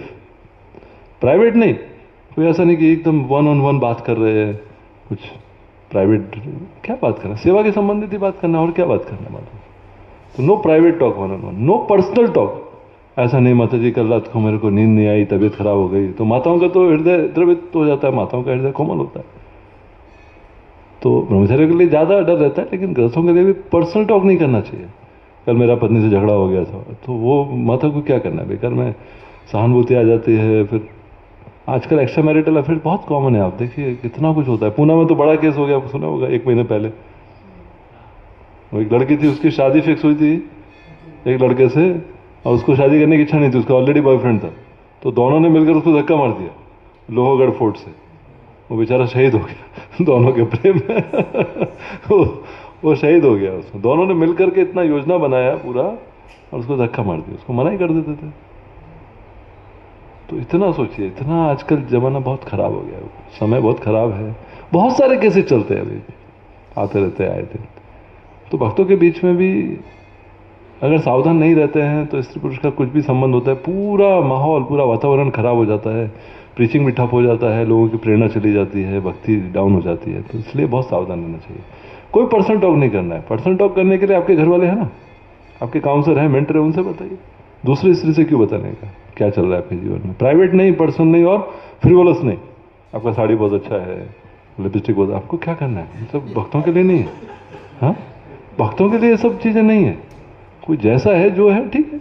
कुछ माताएं सादा रहते हैं, कुछ माताएं मेकअप करके रहते हैं, जो भी है सब देवियां हैं, सब गोपियां हैं। इस भाव से देखना चाहिए, उसमें नहीं पढ़ना चाहिए। तो इसलिए पैसे से ध्यान रखना है, पैसे के चक्र में या किसी गलत दिशा में नहीं पड़ना है। माताओं से थोड़ा सावधानी पूर्वक व्यवहार करना है। और तीसरा है कि जो हमसे संबंधित लोग हैं, हमारे काउंसलिंग हो, हमारे गांव के लोग हों, हमारे प्रिय हों, कभी भी किसी सेवा में फेवरेटिज्म नहीं दिखाना चाहिए। ये नेतृत्व करने वाले के लिए बड़ी बीमारी बन जाती है। अगर लगे भी ना कि लोगों को शंका हो सकती है, तो उस शंका को पूरा पब्लिकली दूर करना चाहिए। जैसे मान लीजिए कि कोई भक्त है, अच्छा सेवा करता है और हमारा परिचित भी है, तो हम उसको सेवा इसलिए नहीं दे रहे कि हमारा परिचित है, सेवा इसलिए दे रहे कि वो अच्छा सेवा करता है। तो भी उसको कमेटी में या ग्रुप में क्लैरिफाई करना चाहिए, प्रभु जी ऐसा ऐसा है, ये सेवा इनको दे रहे हैं, कोई और सेवा के उपयुक्त है तो उसको दीजिए। क्यों? क्योंकि भले ही वो सेवा इसलिए दे रहे हैं क्योंकि उसके पास क्षमता है, लेकिन जिसके मन में ईर्ष्या है, जिसके मन में कुछ संदेह है, वो क्या बोलेगा, अरे प्रभु जी अपने गांव वाले को प्रमोट कर रहे हैं। तो मैं यहाँ पर हूँ, तो मेरे कुछ हमारे गांव से कुछ एक दो भक्त लोग आ गए। तो अब मेरा टीएमसी का रोल है, वाइस प्रेसिडेंट का रोल है। मैं मैनेजर को डायरेक्ट बोला, देखो ये भक्त मेरे गांव से है, ये तुम्हारे अंतर्गत है, जो इसको करना है, जो प्रसाद लेना है, ये करना है, जो भी सेवा करना है, तुम्हारे अंतर्गत सेवा करेगा। मेरा इससे कोई डायरेक्ट रिलेशनशिप नहीं है, मैं इसको सेवा में लूंगा ही नहीं मेरी सेवा में। और कुछ भी अगर मेरा नाम आता है तो आपको बोलना पड़ेगा, कि उसको बुला करके बोला, और तो उसको बुला के बोला, देख भाई इधर है, अब जो भी है मंदिर में हमारा सेवा है, अलग अलग विभाग है, मेरा नाम कभी उपयोग किया ना तो उसी दिन बैग पैक करके मंदिर से बाहर, उसको स्ट्रिक्ट वार्निंग दिया। क्यों? क्योंकि जो लोग थोड़े ईर्ष्या रखते हैं, और मैनेजर आप बनेंगे तो कुछ ना कुछ लोग थोड़ा सा भावना बन जाती है, तो कोई मौका ढूंढते हैं कि कुछ मौका मिल जाए तो फिर थोड़ा प्रभु जी को भी थोड़ा लपेट लेते हैं, थोड़ा प्रभु जी के बारे में थोड़ा गुणगान कर देते हैं। ऐसा होता है। इसलिए एक्स्ट्रा कॉशियस रहना चाहिए। बुला के बोला, देख मेरा नाम कभी लेने का नहीं, कभी बोलने का नहीं कि प्रभु जी हमारे गांव से हैं, हमारे रिश्तेदार हैं, जो भी है, स्पेशली कुछ कोट नहीं करने का, जो तुम्हारा है, जो मंदिर में नियम है वो रहो। प्रभु जी ऊपर 2000 रुपया लगता है रहने का, अगर आप बोल देंगे तो 500 रुपया लगेगा। अच्छा मैं क्यों बोलूँ, नहीं, जब जितना लगता है तुम्हारे लिए क्यों बोलने का, भाई मेरा तो सब समान ही है ना। तो ऐसा कभी प्रिविलेज नहीं देना चाहिए, इस कारण से कि कोई हमारा रिश्तेदार है या घर वाला, अगर कुछ दे रहे हैं तो स्पष्ट करना चाहिए। राधेश्याम प्रभु इतने स्ट्रिक्ट हैं कि उनके सिस्टर का लड़का था जिसको एडमिशन लेना था कॉलेज में, उन्होंने बोला, डायरेक्टर है ना हमारे वीआईटी कॉलेज के डायरेक्टर, सिस्टर ने बोला बोल दो, नहीं कुछ नहीं लेने का, एडमिशन करो, टेस्ट में होता है तो एडमिशन ले लो, नहीं होता है तो दूसरे कॉलेज में। इतना स्ट्रिक्ट है, कोई प्रिविलेज नहीं। अगर उनकी सिस्टर के लेने के लिए गाड़ी भी जाती है ना तो उसकी सिस्टर पेमेंट करती है, रेशम की सिस्टर। कभी कभी लेट नाइट अगर फ्लाइट, जैसे भी कोयम्बतूर से आए थे वो लोग, तो वहाँ पे एयरपोर्ट पे फ्लाइट ना टैक्सी लेने में बहुत टाइम जाता है, वेस्ट होता है टाइम, क्योंकि एरो मॉल जाना पड़ता है फिर। और वो लोग तीनों माताएं थी, कोई प्रभु जी साथ में नहीं था। रात को 11:30 बजे फ्लाइट आया था। तो रेशम ने कहा ऐसा हो सकता है क्या, मुझे फ़ोन करके बोले मंदिर से गाड़ी जा सकता है क्या लेने के लिए। चला जाएगा मंदिर से गाड़ी, तो गाड़ी गए और आकर के तुरंत पेमेंट किया, जितना कैब का पेमेंट होता है उतना, ऐसा नहीं कि लिया क्योंकि वो नीड था, माताएं थी, अभी थोड़ा मुश्किल होता है इसके लिए। तो इस प्रकार से बहुत सचेत रहना चाहिए, क्योंकि अगर इन तीनों में से किसी भी चीज़ में थोड़ा वीकनेस आ गया तो फिर जो हमारा सेवा है उसमें विघ्न आ जाएगा। प्रयास करना चाहिए। और अंत में जो है ड्यूटी, यानी रिस्पॉन्सिबिलिटी, जिम्मेदारी। नेता के 3 प्रकार के कर्तव्य होते हैं, संक्षेप में बताता हूँ। पहला तो है प्रेरणा देना। प्रेरणा देने के लिए ABC, A for attitude, B for behaviour, C for character. तो ये 3 चीज़ों में रहेंगे तो हमारा क्या होता है, एक व्यक्तिगत उदाहरण से लोग प्रेरणा प्राप्त करते हैं। और साथ साथ हमको क्या करना चाहिए, हमको 6 प्रकार के आदान प्रदान करते रहना चाहिए, क्योंकि उससे व्यक्तिगत संग बना रहता है, लोगों को प्रेरणा बनी रहती है। ये व्यक्तिगत हमारा प्रेरणा का भाग है। और साथ में नेतृत्व करते हुए जो हम प्रोजेक्ट का, सेवा का नेतृत्व कर रहे हैं, उसका हमको जो हमारा विजन है, हमको क्या प्राप्त करना है, वो सबके साथ शेयर करना चाहिए। शेयर्ड विजन होना चाहिए, पर्सनल एग्जाम्पल होना चाहिए इंस्पिरेशन में, और शेयर्ड विजन होना चाहिए, सबको पता रहना चाहिए। तो जी ये इस्कॉन का 60वां वर्ष है, हम जन्माष्टमी को धूमधाम से मनाना चाहते हैं, तो सब लोग अगर उसी चीज़ पे सहमत है तो आगे की चीज़ पे सहमति बनती जाएगी। लेकिन अगर सब लोग सहमत नहीं है उस विजन के प्रति, उस उद्देश्य के प्रति, तो फिर आगे जाके मैनेजमेंट में बहुत क्या बोलते हैं, रेजोनेंस नहीं आएगा, सब लोग एक बात पे सहमत नहीं होंगे। इसलिए पहले विजन, जाना कहाँ है, सब लोगों को पुणे ही जाना है ना। अब मान लीजिए आप लोग स्टेशन पे आ गए और कुछ लोग बोलते जीवी चलते, कुछ लोग बोलते कोल्हापुर चलते, कुछ लोग बोलते पुणे चलते, तो अगर फिक्स नहीं होगा तो 25 लोग 3 भागों में बढ़ जाएंगे ना। लेकिन सबको रसिकाचार्य ने बोला पूना आना है, पूना स्टेशन पे आना है, वहाँ से एनवीसी से आना है, तो सब लोग साथ पे है ना, ऑटो में आइए या कोई किसी वो में बैठा हो, सब उतर जाएंगे पूना स्टेशन पे। लेकिन किसी के मन में कोल्हापुर जाना है तो वो उतरेगा नहीं, बोलेगा नहीं इंटरसिटी सोलापुर जाती है आजकल, कोल्हापुर नहीं। तो किसी बोला नहीं मैं पंढरपुर जाता हूँ, कुरुड़वाड़ी उतरना है, तो फिर उसको उतरना पड़ेगा ना, उतर वही इधर, बोले नहीं पंढरपुर जाना नहीं, उधर उतरना है। तो मैनेजमेंट में झगड़ा क्यों होता है कई बार, क्योंकि सब लोग एक मत के नहीं होते कि हमको ये करना है, इस स्तर पे करना है, तो मत भिन्नता होने से अलग अलग हो जाता है। तो ये प्रेरणा के लिए हमको व्यक्तिगत उदाहरण प्रस्तुत करना चाहिए, और 6 प्रकार से आदान प्रदान करना चाहिए, और शेयर्ड विजन होना चाहिए, क्लियर विजन होना चाहिए, शेयर्ड विजन होना चाहिए। कुछ है तो एडजस्ट कर लो, भाई रथ यात्रा करनी है, किस स्तर की करनी है, 3 रथ करने की, 1 रथ करना है, ये डेट को करना है, तो शेयर्ड विजन होना चाहिए जिससे सब लोग सहमत होंगे। दूसरा होता है कि इंस्पिरेशन, प्रेरणा के साथ साथ हमको प्रशिक्षण देना चाहिए। शिक्षण और प्रशिक्षण, education and training. Prabhupada ji ने जो इस्कॉन बनाया, उसका जो पहला उद्देश्य लेकर उसमें यही बताया कि इस्कॉन हमने बनाया है जिससे कि हम भक्तों को शिक्षण दे सके कि कैसे जीवन के मूल्यों को हम बैलेंस कर सके, कैसे कृष्ण भावना उनको जीवन में उतार सके। तो ये जो भी हमारे साथ लोग सेवा करते हैं, हमें सदैव सोचते रहना चाहिए कि इनका प्रशिक्षण कैसे हो, ये भक्ति में और गंभीर कैसे बने, भक्ति में शिक्षण भी मिले, तत्व ज्ञान भी हो, और साथ साथ व्यवस्थापन का या जो भी सेवा है उससे संबंधित ट्रेनिंग भी मिले। तो ट्रेनिंग में 3 चीज़ें होती है, नॉलेज, स्किल एंड वैल्यूज। ज्ञान और ये शैली, यानी स्किल मतलब जो भी कला होती है, ज्ञान, कला और मूल्य, वैल्यू, कैरेक्टर का। तो ये 3 चीज़ों के लिए अलग अलग प्रकार से ट्रेनिंग होती है। तो इसलिए भक्ति शास्त्री करते हैं, प्रचारकों को बुलाते हैं, मैनेजमेंट सेमिनार करते हैं, अभी ये ट्रेनिंग प्रोग्राम है ना, ये क्या एजुकेशन प्रोग्राम है। प्रेरणा होती है, फिर एजुकेशन होता है, ये बहुत आवश्यक है, क्योंकि अगर ये नहीं रहेगा तो ज़्यादा लंबे समय तक चीज़ें नहीं चलती, झगड़ा होने लगते हैं। इसलिए ऑन गोइंग प्रशिक्षण और शिक्षण चलते रहना चाहिए, तत्व ज्ञान का भी और व्यवहारिक प्रशिक्षण का भी। तो ये भी लीडर का कर्तव्य है। आप जिनको भी मार्गदर्शन करते हैं उन सबको धीरे धीरे प्रशिक्षण देना चाहिए। अभी हमने इधर ये प्रोग्राम है, इससे पहले जीवी में एक प्रोग्राम किया था, वो आउटपोस्ट सेंटर्स के लीडर्स का, अभी पूना में है अगले वीक में, उसके बाद WIDC का है। तो ये सब हर स्तर पे चलते रहते हैं, आई लीड्स होता है, GVC कॉलेज होता है, सबके लिए प्रशिक्षण होना चाहिए, कर्तव्य है लीडर का। और तीसरा है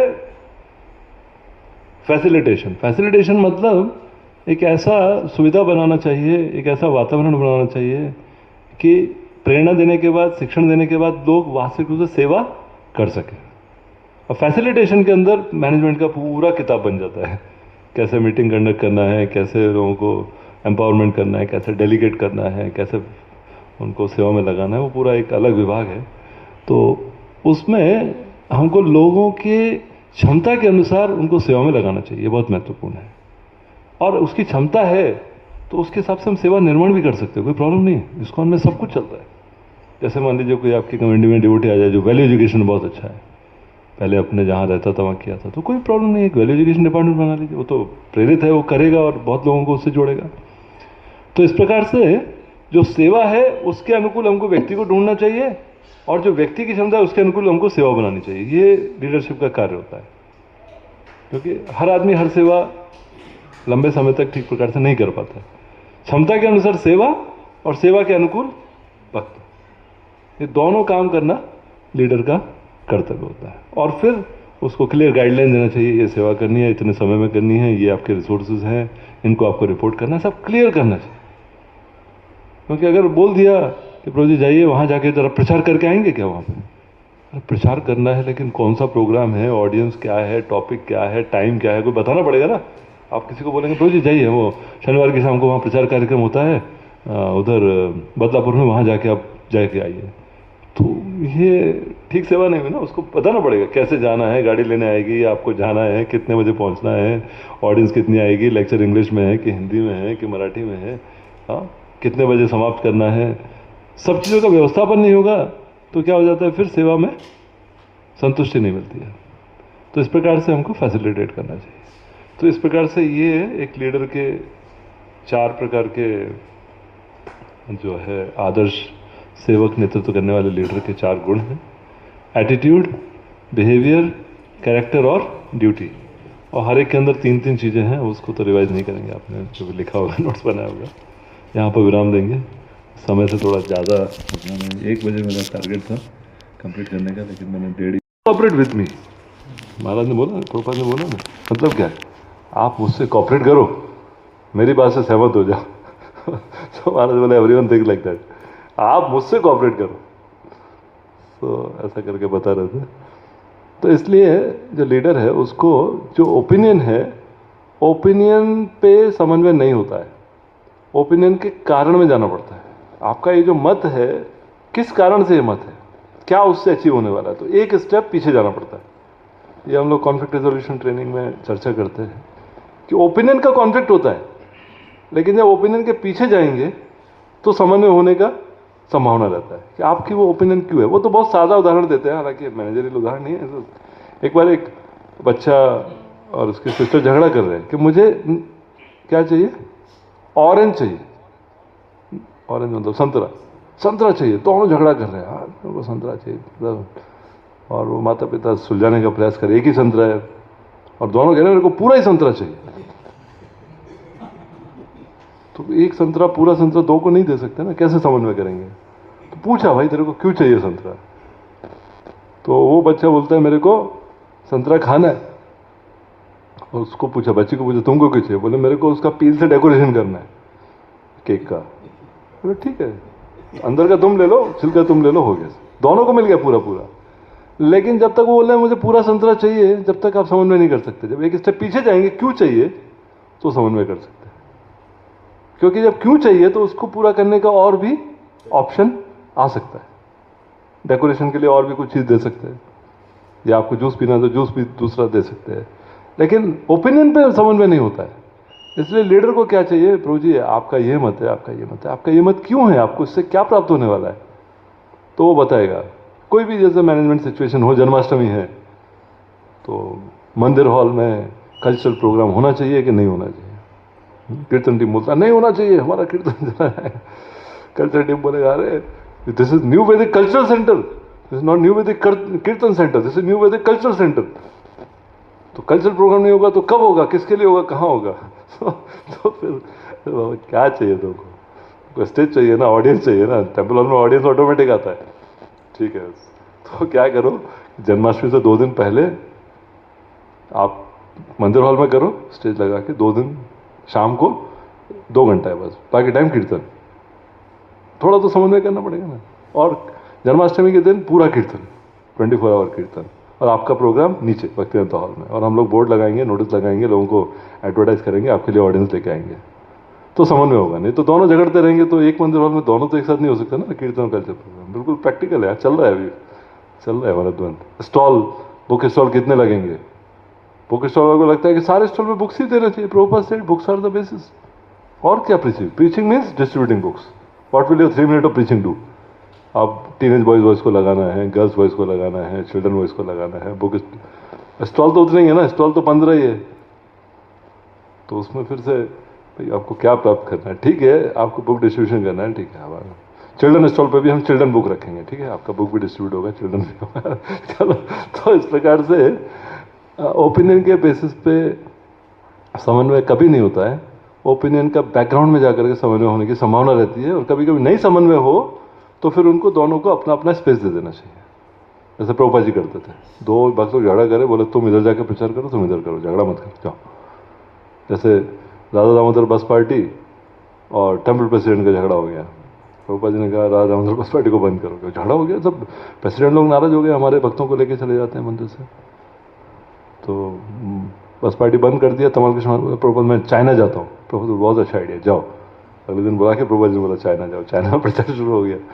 तो इस प्रकार से अगर कभी समझ में नहीं हो तो दोनों की प्रेरणा को बनाए रखने के लिए, दोनों का सम्मान करने के लिए क्या करना चाहिए, उनको क्षेत्र दे देना चाहिए। जैसे उदाहरण के लिए भागवतम में उदाहरण आता है कि जब समुद्र मंथन की लीला हुई तो भगवान गरुड़ में सवार होकर के आए और गरुड़ को बोला जाओ पार्किंग में जाओ, इधर मत रहो। क्यों? क्योंकि अभी गरुड़ का सेवा हो गया, पिकअप और ड्रॉप हो गया, अब क्या है, कौन आने वाला है, वासुकी आने वाला है। तो वासुकी और गरुड़ का नहीं जमता है, दोनों भगवान की सेवा के, उसका भी सेवा है भाई, उसका सेवा रहेगा तो कर नहीं पाएगा, तुम्हारा सेवा हो गया, अभी तुम जाके उधर रहो। देखिए पूरे समुद्र मंथन में गरुड़ देव का रोल नहीं है, केवल लेके आए भगवान, वासुकी का पूरा रोल है उसमें। तो थोड़ा सा स्पेस देना पड़ता है, दोनों भक्त हैं ना, दोनों भक्त। तो इसलिए क्या है कि फिर थोड़ा विचार करके, चर्चा करके, कई जगह पे होता है। आपको व्यवहारिक उदाहरण देता हूँ, लातूर में 2 सेंटर है, आप अगर थोड़ा महाराष्ट्र में जानते हैं तो 2 सेंटर है 5 किलोमीटर दूर पे, एक इधर है एक इधर है, दोनों का नहीं जमा, चलो WIDC ने बोला दोनों सेंटर चलाओ, कोई प्रॉब्लम नहीं है। औरंगाबाद का तो बहुत पुराना इतिहास है, औरंगाबाद सेंट्रल और मधुबन, राइट, 2 सेंटर है, दोनों चल रहे, दोनों प्रचार कर रहे, दोनों जन्माष्टमी करते हैं, दोनों चल रहे हैं। पूना के अंदर 10 सेंटर है, 10 सेंटर है जहाँ पे कि पब्लिक मॉर्निंग प्रोग्राम होता है, भागवतम क्लास होता है, छोटा मोटा ऐसा वीकली प्रोग्राम नहीं, सेंटर है प्रॉपर। 4 तो फुल फ्लेजेड मंदिर है, राधा कुंज वाली मंदिर है 9 किलोमीटर दूर, NVCC है, यहाँ से उत्तम नगर राधा गोपीनाथ मंदिर है, निगड़ी में राधा गोविंद मंदिर है, 4 तो फुल फ्लेजेड मंदिर है। और उसके अलावा बाकी जो 5-6 प्रीचिंग सेंटर है जहाँ पे कि पूरा मतलब बड़ा बड़ा कार्यक्रम सब होता है।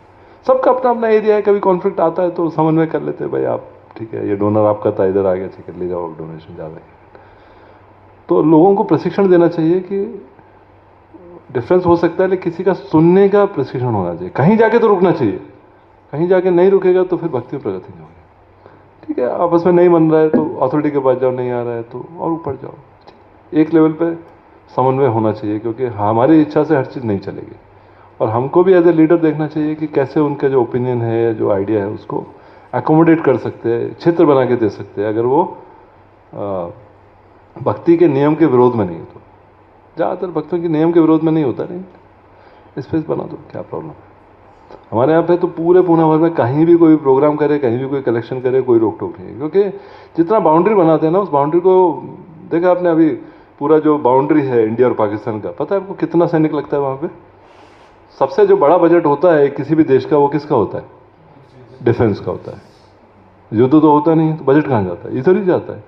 पूरा पेट्रोलिंग होता है, 2000 किलोमीटर लंबा बॉर्डर है, ऊपर सियाचिन ग्लेशियर तक है, वहाँ पे आदमी बेचारा -25 डिग्री में बंकर के अंदर बैठा हुआ है बंदूक लेकर के। किस लिए? बाउंड्री उसको मेंटेन करना होता है। तो इसलिए क्या होता है कि भक्ति में बाउंड्री को मेंटेन करने में बहुत एनर्जी जाती है। हाँ तो मेरे एरिया में हमने बोला भैया बाउंड्री ऐसे जब इश्यू आएगा तब देखा जाएगा, सब है। आप क्या ब्रह्म कुमारीज के लिए क्या बाउंड्री बनाएंगे? स्वामीनारायण के लिए क्या बाउंड्री बनाएंगे? चिन्मय मिशन के लिए क्या बाउंड्री बनाएंगे? साईं बाबा के लिए क्या बाउंड्री बनाएंगे? वो लोग आके कर रहे हैं, ऋत्विक लोग आके कर रहे हैं, करो जो भी है। जब कुछ आता है तो सोच समझ के बैठ के, साथ में बैठ करके उसका समाधान करते हैं। लेकिन ज़्यादा रेस्ट्रिक्शन करने से क्या होता है, लोग डिस्करेज हो जाते हैं, प्रीचिंग रुक जाता है। तो अगर लोग क्षमता वाले हैं, उनके पास देखे तो झगड़ा नहीं करना चाहिए, प्रेम से, ठीक है प्रभु जी आप ये करो, हम ये करते हैं, और प्रचार बढ़ाना चाहिए। दोनों को प्रचार का तो असीमित स्कोप है, अनलिमिटेड स्कोप है, प्रयास करना चाहिए। और नहीं हमसे नहीं सुलझे तो ऊपर से मार्गदर्शन लेना चाहिए, राधा गोपीनाथ को बुलाना चाहिए। Fight engagement more important. प्रचार बढ़ता है, कहीं कहीं भक्तों के झगड़े से प्रचार बढ़ जाता है बड़ा। दोनों एकदम पूरा होते हैं बढ़िया लीडर्स, दोनों सिम है।